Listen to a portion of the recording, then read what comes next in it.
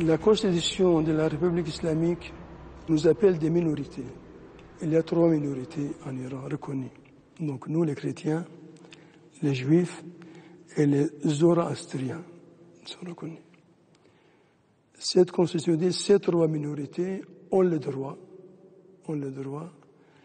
de célébrer leur culte, leur religion, et même d'avoir des activités pastorales, spirituelles, réunions, conférences, tout ça, mais à l'intérieur des lieux de culte qui sont reconnus par les pouvoirs. La Constitution ne nous permet pas d'annoncer publiquement notre foi chrétienne. Par exemple, si un non-chrétien veut devenir chrétien, selon la loi, je n'ai pas le droit de le faire.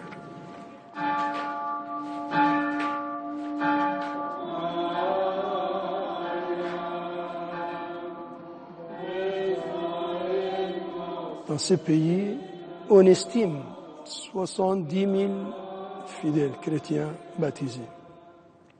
La majorité de ces chrétiens appartiennent à l'Église arménienne. Nous, comme assyro-chaldéens catholiques, en ce moment, nous avons 2 diocèses, 2 évêques, Téhéran et Urmia. Les fidèles de nos 2 diocèses ne dépassent pas les 4 000 fidèles. À Téhéran, la petite communauté chrétienne est composée des églises arméniennes catholiques ou apostoliques, assyro-chaldéennes, catholiques ou orthodoxes, les catholiques latins et les protestants évangéliques. Comment est-ce qu'on fait pour être chrétien aujourd'hui dans une république islamique où plus de 99% des habitants sont musulmans? Il faut revenir à l'évangile, mon ami. Être chrétien n'est pas facile dans ce monde. Notre Seigneur, pour accomplir sa mission, il n'a pas vécu une vie facile, de confort. Il y a la souffrance. Et cette souffrance, elle est source de joie et de paix et d'espérance. La souffrance, c'est un élément qui montre que vraiment le témoignage vient du cœur, une conviction profonde. Quand vous lisez la vie des martyrs de l'Église d'Orient, je parle de notre Église, de la Perse, vous êtes étonnés. L'histoire nous dit, ces martyrs, quand ils savaient que leur bourreau allait les faire souffrir, torturer et les tuer, ils avaient un visage paisible, illuminé. Certains bourreaux, en voyant les visages de ces martyrs, se sont convertis au christianisme. Ici en Perse. Voilà la souffrance.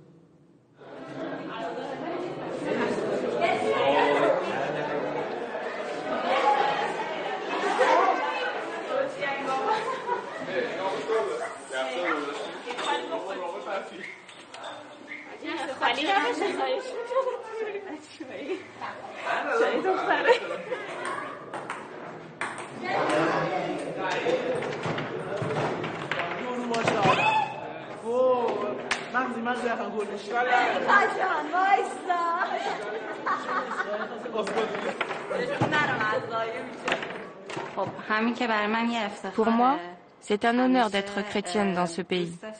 J'ai toujours été chrétienne, ici, au milieu des musulmans. Le fait de venir ici tous les vendredis et d'être dans le groupe des jeunes, ça me permet de mieux connaître le christianisme. Quand il y a des questions, je veux en savoir plus sur ma religion. C'est un honneur pour nous d'être chrétiens. Le fait d'être une minorité nous fait mieux comprendre nos différences avec les musulmans. On les ressent davantage que dans des pays où les chrétiens sont majoritaires.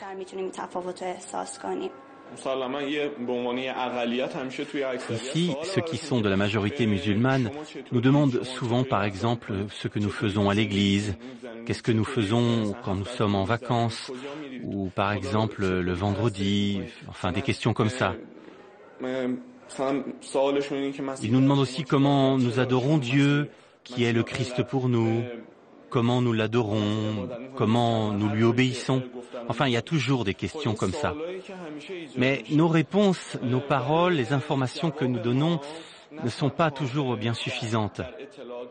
Je pense que nous leur répondons aussi, peut-être surtout par notre comportement, notre manière de vivre. De cette façon, en fait, ils voient que nous accordons nos paroles et nos actes.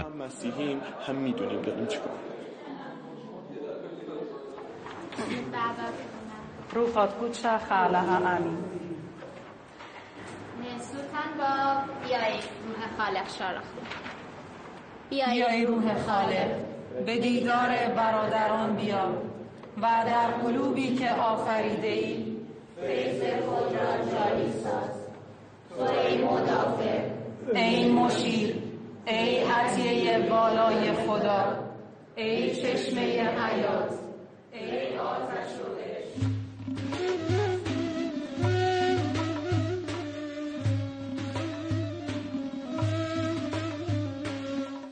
La tradition de notre Église, très attestée, dit que c'est saint Thomas l'apôtre, l'un des 12, après la Pentecôte, il est passé par la Mésopotamie, l'Irak d'aujourd'hui, et ensuite il est passé par la Perse, l'Iran d'aujourd'hui. Il y a toujours eu des chrétiens sur cette terre depuis 2000 ans. Depuis 2000 ans.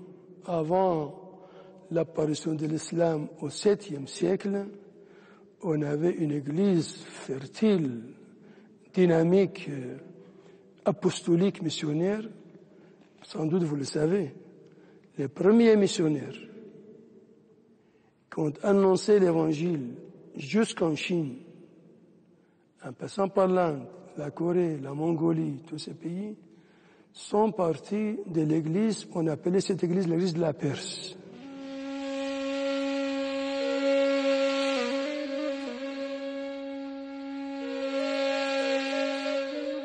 La jeune église chrétienne dès les premiers siècles subit les persécutions. Et plus tard, la conversion d'une partie de la Perse à l'islam aggrave la situation des chrétiens dans la région. Au XIIIe siècle, les invasions mongoles dévastent le pays. Cette invasion mongolienne a beaucoup affaibli la présence de notre Église dans cette région, depuis le Golfe et jusqu'en Chine. D'après les statistiques, on avait environ 80 millions de chrétiens membres de l'Église assyro-chaldéenne, l'Église de la Perse. 80 millions. Depuis le Golfe jusqu'en Chine.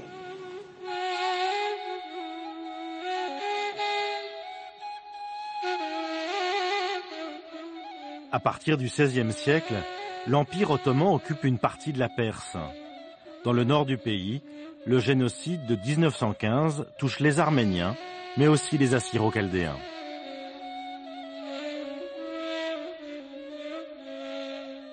Plus récemment, les troubles que vous connaissez, que connaît l'Irak, la Syrie, qui font que beaucoup de chrétiens ont quitté ce pays. L'Iran, pendant ces 35 années, l'Iran, 2 tiers de nos chrétiens ont émigré de l'Iran.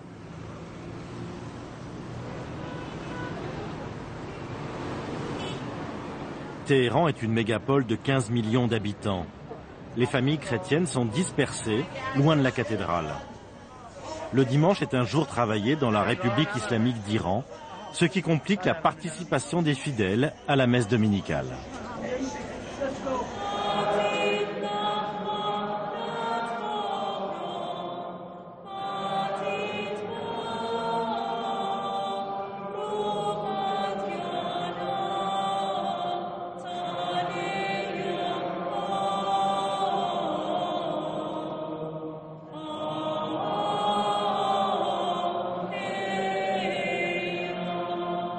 إيفانجيليون ماريلي وضبيئات باري آور من طرائيقة هابيل خيد الآبد مو قرك آبد كديوم طان سقيبو آتي باري وقانا ضانات باس وايلي قد قارشلن لقطيت دهيفي إيكيل آلها هتخ خشة هتخ مرة هتخ بدبختوتة إيكيل آلها أمو خيلي.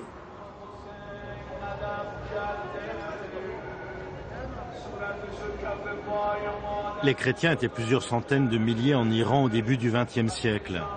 Aujourd'hui, leur nombre diminue toujours d'année en année et les communautés sont de plus en plus fragiles.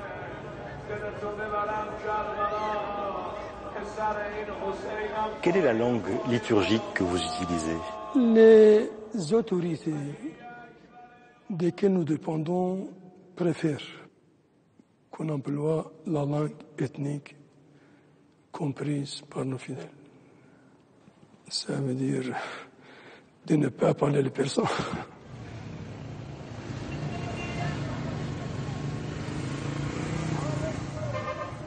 Comme minorité chrétienne, on dépend d'un bureau rattaché au ministère de l'orientation islamique. On appelle ça un bureau des minorités. C'est lui qui contrôle un peu nos activités. On a un bulletin mensuel qui porte le titre de Payam. Payam, ça veut dire message. Et avant de le publier, chaque numéro, avant de le publier, il faut donc le soumettre à ce bureau. Et une fois qu'on a la permission, on l'imprime ou on l'envoie à nos fidèles.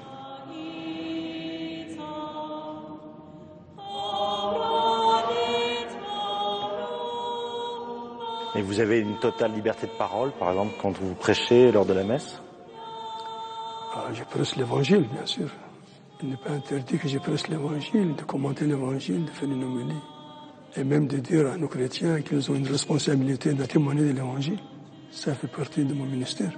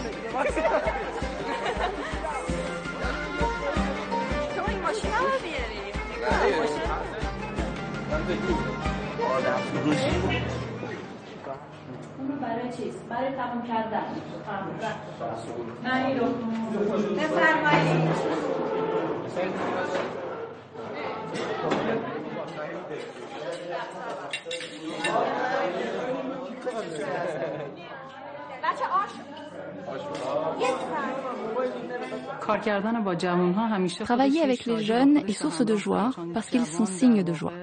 Quand on travaille avec eux, on voit qu'ils cherchent la joie. Nous les aidons à connaître et à écouter leur voix intérieure. Et ils nous aident à découvrir les besoins de l'Église d'aujourd'hui, leur âme, leur esprit intérieur. Et par cette activité, ils nous aident à découvrir les besoins de l'Église d'aujourd'hui.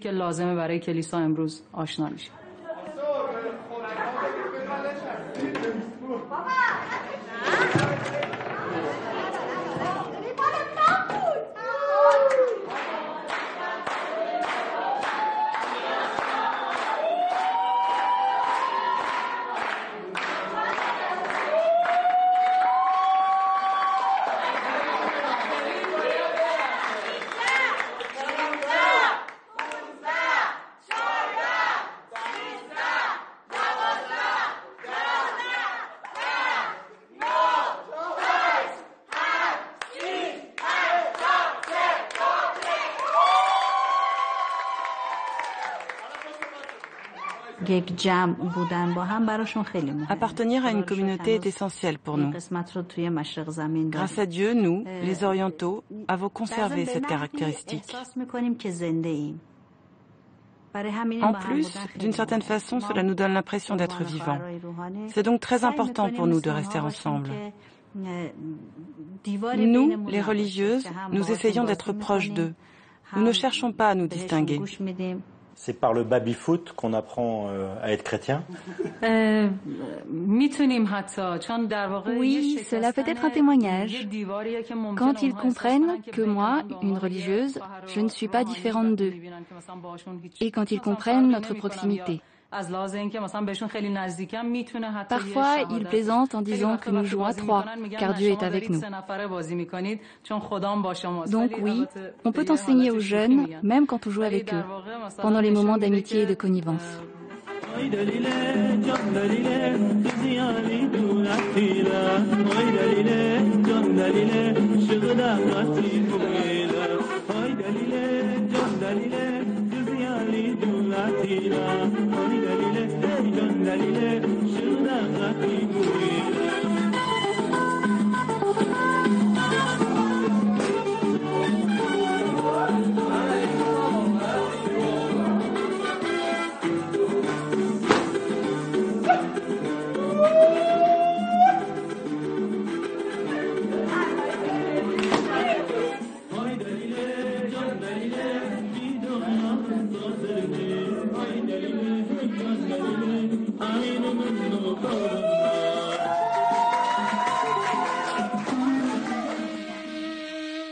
Les chrétiens de Téhéran ont leur propre cimetière. Il est situé à 3/4 d'heure du centre-ville.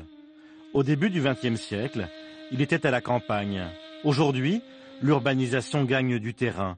Il est aux portes de la ville d'Islam Sham, ce qui veut dire la ville de l'islam.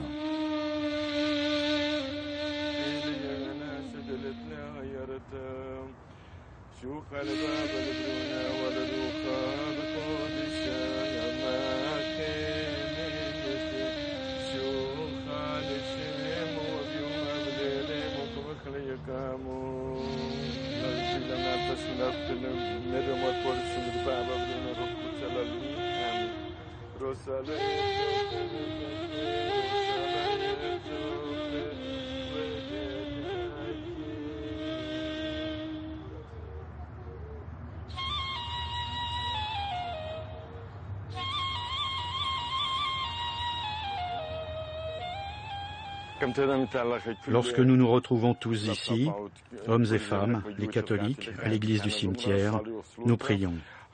Je célèbre la liturgie dans l'église. Chaque communauté célèbre dans son église respective. Après cela, nous venons ici pour les prières du défunt, après quoi nous nous rendons à l'enterrement. Les familles viennent souvent ici? Oui, elles viennent. Chacune vient ici. Pourquoi cette prière aussi régulière aux défunts? Nous prions par une même foi dans ce cimetière que vous voyez. Il n'est ni la première ni la dernière demeure, la dernière étant le royaume des cieux. Prions le Seigneur Dieu que tous les défunts qui sont endormis ressuscitent. Ici, c'est le corps qui est endormi, et le jour de la résurrection, il sera auprès de Jésus-Christ. Nous prions tous ensemble après les Midrash et les psaumes de David, puis vient le moment de l'encens. Nous avons l'espérance que tous les morts qui sont ici ressusciteront.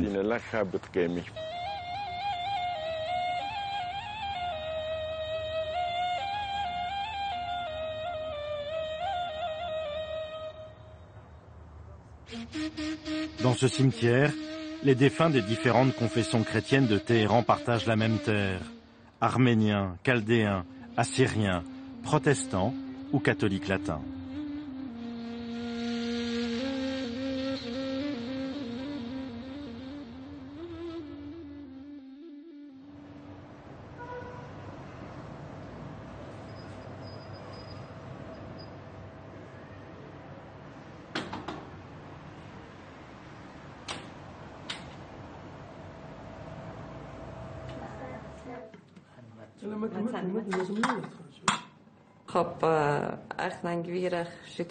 Nous nous sommes mariés en 1996.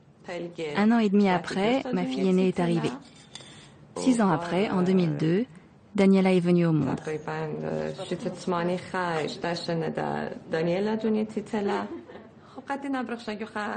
Je suis heureuse qu'elle fréquente un groupe chrétien avec des enfants de l'âge de mes filles, qu'elles puissent prier ensemble, même si c'est difficile de cumuler cela avec l'école. J'ai espoir que ce groupe fasse grandir entre les jeunes l'harmonie, l'enseignement chrétien, l'amitié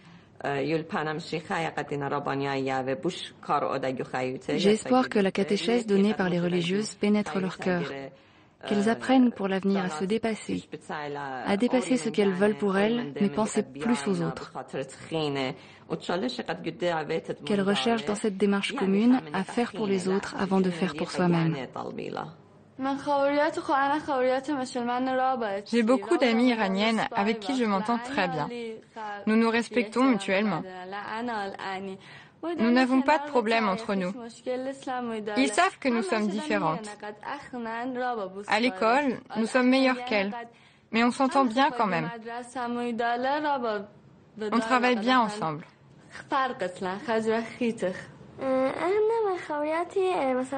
J'ai beaucoup d'amies musulmanes. Nous sommes bien ensemble. Elles nous invitent chez elles pour les anniversaires. On fait la cuisine, on s'amuse bien et on joue ensemble. Vladimir, comment est-ce que vous rencontrez les musulmans? J'ai fait mon service militaire. Chaque homme doit effectuer 2 ans de service obligatoire. J'étais le seul chrétien dans mon unité, constitué uniquement de musulmans. Mais ils m'ont toujours respecté, parce que ce que nous devions faire, nous le faisions, sans tenter de fuir nos responsabilités, à une époque où l'Iran combattait l'Irak. Nous étions loyaux envers notre pays. Nous avons travaillé, servi notre pays comme tout Iranien.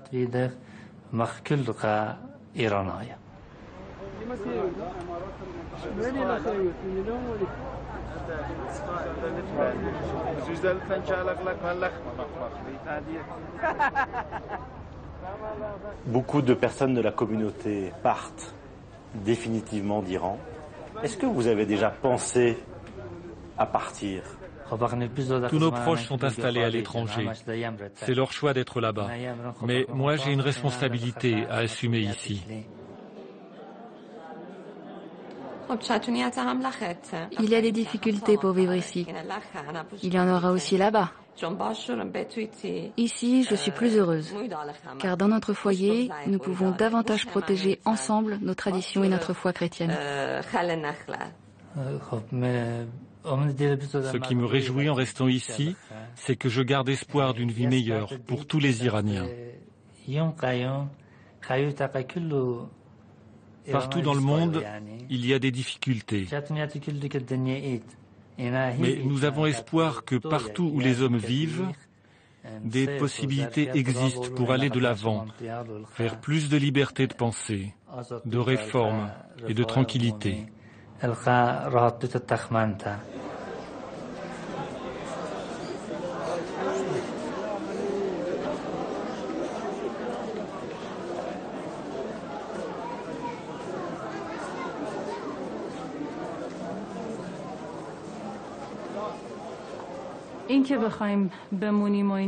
La décision de rester dans ce pays ou de partir d'ici est très personnelle.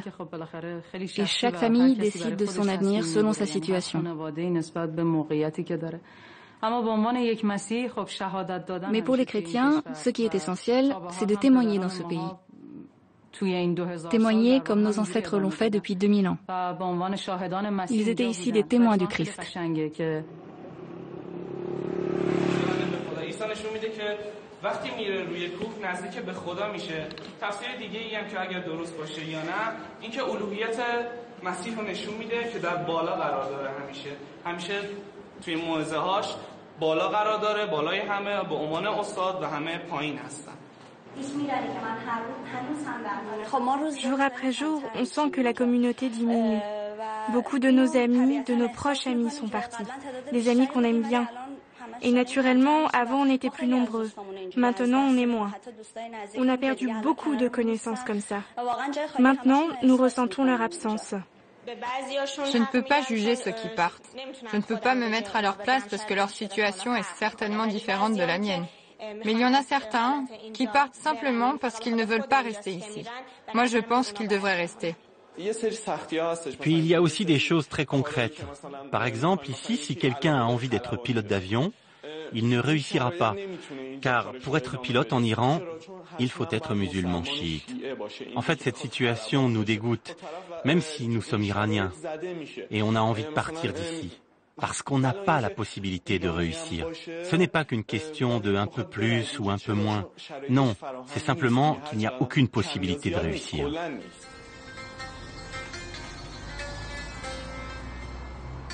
Nous quittons maintenant le centre de Téhéran pour Fardis, une ville située dans la banlieue.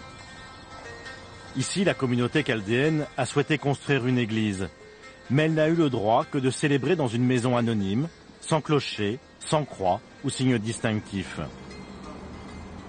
Malgré tout, les chrétiens sont heureux de se retrouver pour partager et prier ensemble.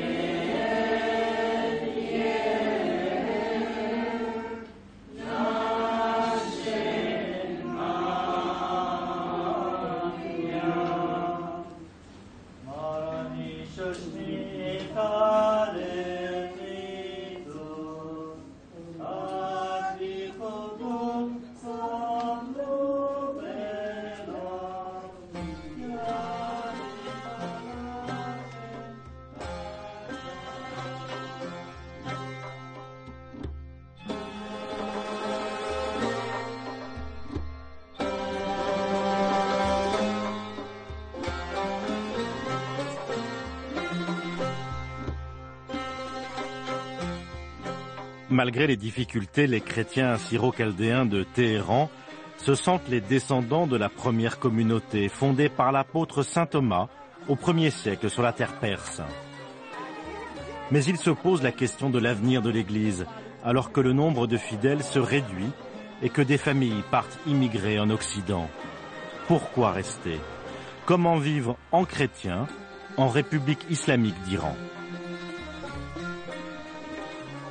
Dans des pays comme l'Iran, en général les pays islamiques, disons, la meilleure façon de témoigner, c'est la qualité de notre vie.